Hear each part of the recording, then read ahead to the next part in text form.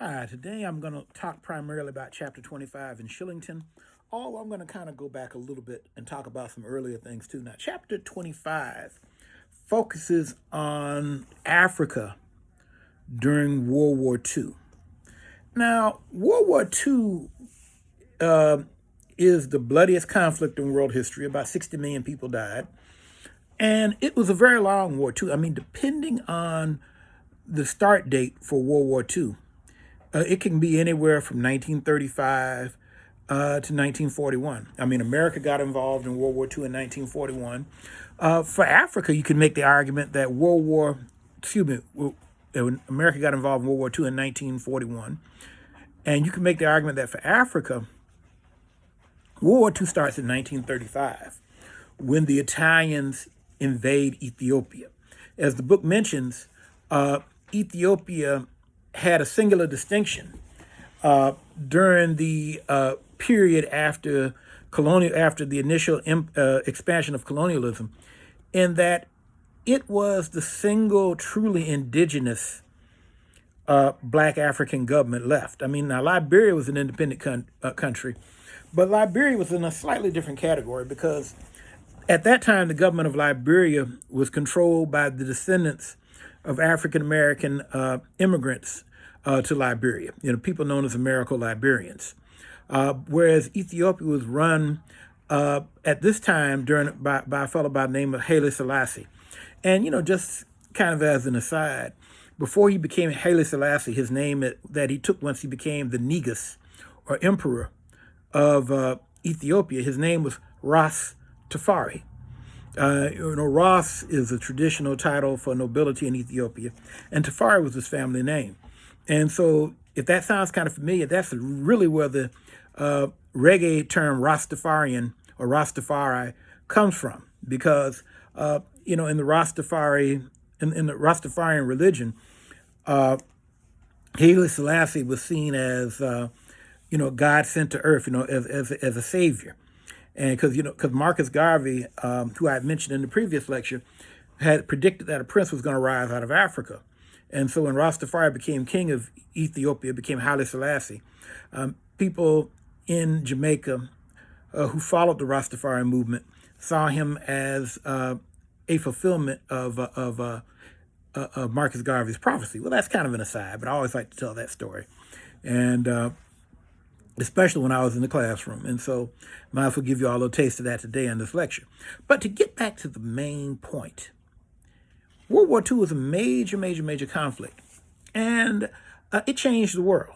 And, really, we are just now getting to the point over the last 31, 32 years that we've really kind of moved beyond the world that was created by World War II. We're now in the post-World War II period. But for the first 55, 56 years after World War II, I mean, basically everything in the world had been pretty much set in motion by what happened during that war. And Africa's no exception. Now, at the very beginning of this chapter, Shillington makes a point that he really could have made more powerfully. And that is that the Western powers and the Soviet Union eventually all end up fighting against governments that could be considered fascist.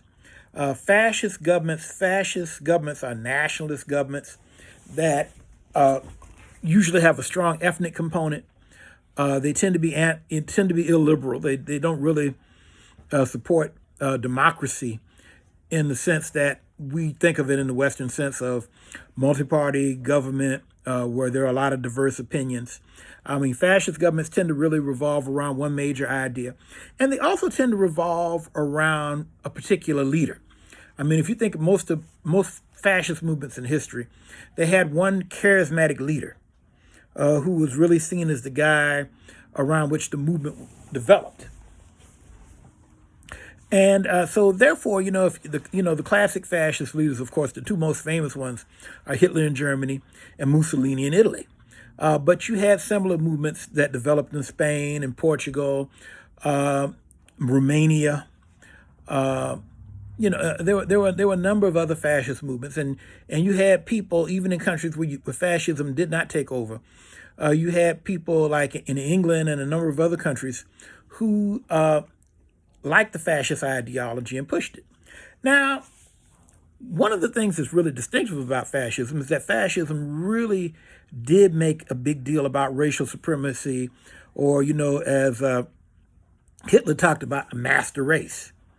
Now, from an African perspective, for a lot of Africans, the racial aspect of fascism didn't really stand out that much to them because, one of the things about colonialism that developed in the late 19th century is that one of the justifications for colonialism was the superiority of Western European people, that these people were inherently superior to whatever kind of African there was in whatever part of Africa. And so from the standpoint of Africans, Hitler talking about a master race wasn't a whole lot different. Matter of fact, it wasn't any different at all from, say, South Africans talking about the inferiority of blacks. And as a matter of fact, Dutch-speaking South Africans or people who became Afrikaans speakers, they often were direct devotees of Hitler. I mean, we're going to talk about this later, but there were Afrikaners who specifically admired Hitler and modeled after him and actually supported him during World War II. But anyway, because World War II was such a devastating war, and because Hitler, at least in the early part of the war, had such great success in overrunning Europe, this really made Africa even more important than it was before. I mean, now in World War I, for instance, hundreds of thousands of Africans fought in World War I. In particular, the French had what they referred to as the tirailleurs, or the riflemen, who fought in the trenches alongside the French against the Germans who had invaded the country. The British used African troops. They used Indian troops. But what we see in World War II is because Hitler overran France, because the Japanese overran Southeast Asia, African and South Asian, Indian, Pakistani, Sri Lankan, Bangladeshi troops played a much larger role supplementing European military capacity in World War II than they did in World War I. Europeans literally could not have won the war without the help of African troops and without the help of troops from the Indian subcontinent. And so from that standpoint, African manpower actually fighting, and this is doubly true in the African theater, in Ethiopia, in Eritrea, Egypt, Libya, Morocco, Algeria, Tunisia. Africans were really crucial in securing those victories. And eventually Africans would play a role in the European theater also. And so therefore Africans, really were more important than they were even in the First War. Now, the other thing too is that, as Shillington mentions, Africa really becomes much more important as a source of raw materials because Southeast Asia has been shut off. For instance, one of the reasons that the Japanese pushed so hard into Southeast Asia was to get control of Indonesia. And Indonesia, to this day, is still one of the world's major producers of petroleum, gasoline products and, diesel, all that good stuff. Indonesia is a major source of it. Well, throughout most of World War II, the West did not have access to Indonesian petroleum products. For instance, rubber, natural rubber. Rubber plantations in Southeast Asia were lost because of the Japanese occupation. And so this meant that rubber produced in places like Central Africa, the Belgian Congo, Congo Brazzaville, or in eastern Nigeria became even more important. And so Africa became more important as a source of raw material. And so, therefore, this really increased the strategic position of Africa. However, there were a number of things different. Now, as I mentioned in the last lecture, you know, one of the byproducts of colonialism was that a certain percentage of Africans began to go to the West to get education. You had French, people from French-speaking Africa who went to Paris or, various schools in France. English-speaking Africans, many of them went to the United States to what I referred to before as HBCUs, historically black colleges and universities. Places like Howard University, Lincoln University, Lincoln University in Pennsylvania and in Missouri, Tuskegee University, Hampton University. All these schools had significant populations of African students who went there and got their education and came back home. Now, also, there were a percentage of Africans who went to school in England itself, who got into the various universities in Great Britain, particularly in London. And so, as Shillington mentions in the book, an important byproduct of this was that once World War II started, the percentage of Africans who were literate in European languages, the percentage of Africans who were well-versed in European politics was much higher. And as he mentions, African newspapers that were written in European languages also were very important. Now, another thing that he doesn't mention that existed at this time, too, is the radio. Now, as Shillington mentions, the radio during the war was largely controlled by, especially for the British and the French, was largely controlled by governments that really monitor what was put out. And a lot of what was put out was pure propaganda. But despite that, Africans were much more informed. And Shillington makes the point that at the beginning of the war, when there was a push to put the Italians out of Ethiopia, Africans tended to have a great deal of enthusiasm for this because Ethiopia had been the only independent country in Africa that was, run by indigenous Africans. And so it really wasn't hard to fire up Africans to come to Ethiopia and to help kick out the Italians. And after that, enthusiasm for fighting in the war was lower. You did not have the same enthusiasm for Africans to go and free London or free Paris, or that there was for freeing African territory, or the same enthusiasm to go into Asia. Because Africans could reasonably say, we have nothing in this. And Africans could also reasonably say, why should we be breaking our neck, dying to save people who see themselves as better than us, see themselves as people who have a right to rule us? And so, that is a major factor. And so what we see is that whereas in World War I, when European powers really were kind of shameless about simply going into Africa and pointing guns at folks and say, y'all gonna fight for us. You don't see that attitude so much during World War II. You see more of a need to talk to people, to explain to people, and try to convince people that it's in their interest to fight against the Nazis and the fascists. That being said, when arguments didn't work, a little bit of force was applied, because ultimately the European powers were fighting for their independence. Still, the most important thing, however, and this is true also, although it's a different subject, it's also true for African Americans, that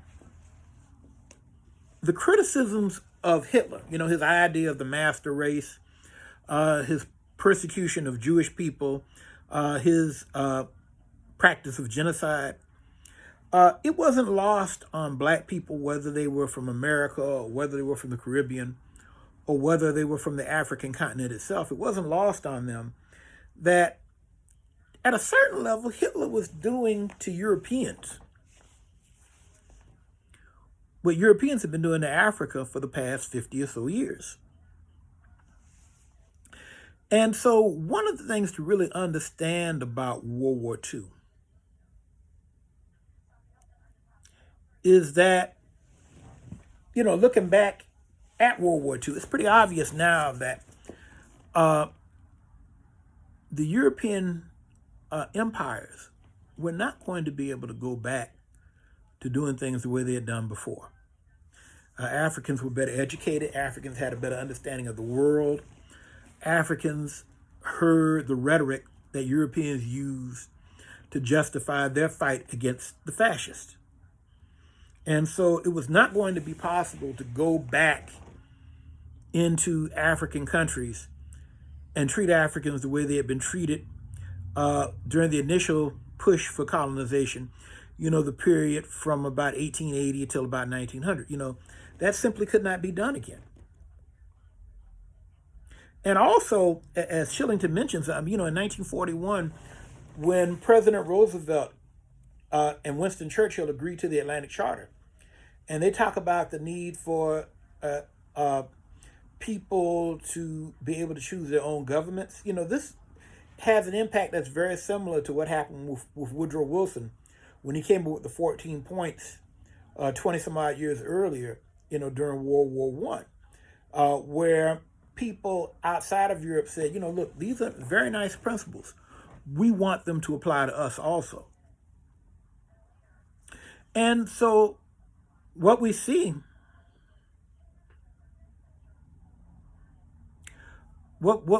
is that because World War II ends up being such a devastating war, 60 million people are killed, Europe is wiped out, it's not surprising that within 20 years of the end of World War II, most of Africa is politically independent. And really, this is something to think about in terms of the colonial period in general, is that the colonial period is actually a very short period in history. If you think about the Berlin Conference was in 1885.